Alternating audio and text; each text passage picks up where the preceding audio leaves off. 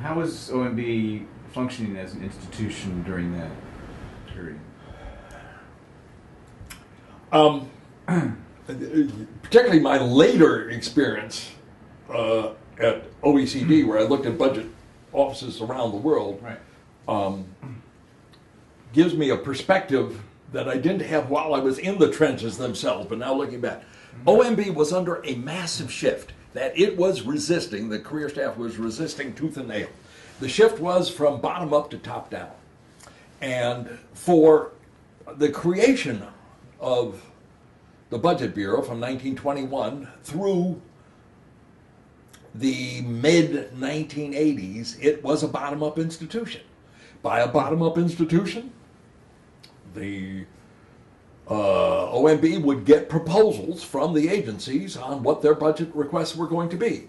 This was true for mandatory and discretionary, but back then discretionary was much larger than mandatory, so I mean discretionary was the king at that time, but still it was true for mandatory. Mm-hmm. And the examiners and the branch chiefs and the dads and the pads would work together to take a look at these individual things and come up to them, present them to the budget director. The budget director would get some revenue numbers from the Treasury Department, put them together, and then they decide with the president if the set of proposals, including the tax stuff, and the proposed deficit or surplus was what the president wanted to do. Mm-hmm. But it started at the agency levels, went up to OMB, and then came up. Right. Starting with almost the first day I was at BRD, Tim Muris was over in the old building, and he was working with Senator Phil Gramm to create Gramm-Rudman. Gramm-Rudman was classic top-down. Uh-huh. You had a deficit. You had to hit a deficit. Therefore, you had to construct a set of budget proposals that hit that deficit. Right. Whatever the success or failure of Gramm-Rudman, looking at it from how OMB ran those late 80s, we OMB was moving very much into top down. Another thing that was going on that was also a big thing that fed into this, and to a minor extent, was CBO. Mm-hmm. I mean, again, from the old days, there was no CBO. There was nobody to second guess. Right. And all of a sudden you had this CBO. Well, so to me, CBO wasn't the enemy. Right. You know? Hell, I even organized with Susan Tanaka the OMB CBO softball game. You know? Yeah, and the staffs always seem to communicate well. I mean, yeah. My experience. Yeah, but again, from the old line point of view, who are these guys?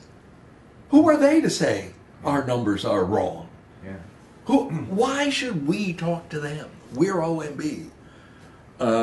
It was a change, and a change that was hard for them to take. The third change that was hard, the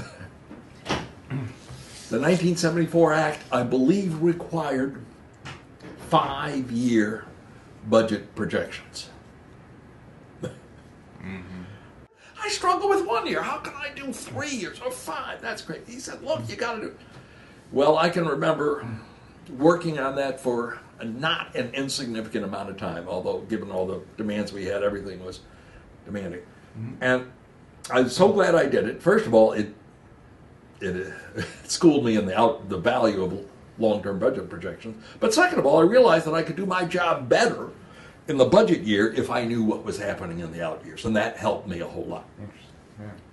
So it's fairly recent that even looking beyond 1 year is fairly recent. Up until 1980, we're looking at 1 year. Right. And again, look at the attitude of the old guys, the old regime, before 1980, before 1985 or something like that. Everything was going to hell. Top down, CBO, long-term budget projections. It was, and I was so much in the middle of that, not particularly in BRD, that it was really swirling around me all the time.